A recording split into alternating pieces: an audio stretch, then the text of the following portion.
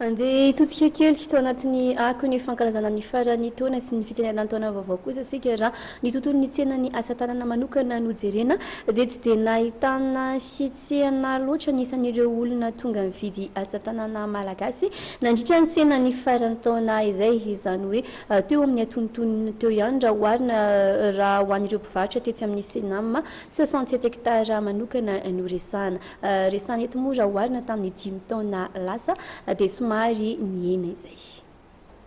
Mitovy amin'ny tsena andavanandro ihany ny tsenan'ny asa tanana malagasy nandritra ny fetin'ny farany taona hoy nambaran'ireo mpivarotra asa tanana malagasy tetsy amin'ny senama 67 hectara.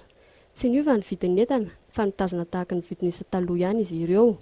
Ho azy ireo dia saika ireo malagasy mipetraka any ivelany sy ireo vahiny mpizahatany no anisan'ny betsaka manjifa ireo asa tanana malagasy.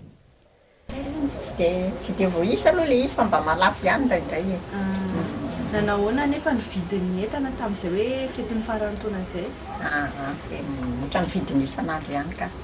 Tsy hoe nampitombo vidiny entana izay fa ohatra ny vidiny isan'andro. Tena mbola tsy voa anankiray sao no nandalo teo. Jerijery fotsiny aloha fa mbola tsy mividy.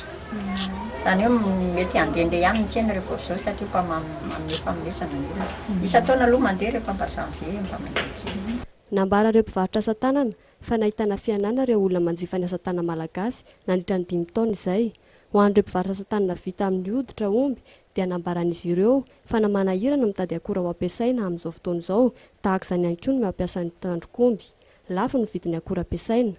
Tsy misy mividy zavatra lafo intsony ny olona tonga mividy ny asa tanana malagasy, ny hena ihany koa fa efa mividin'ireo mpanjifa.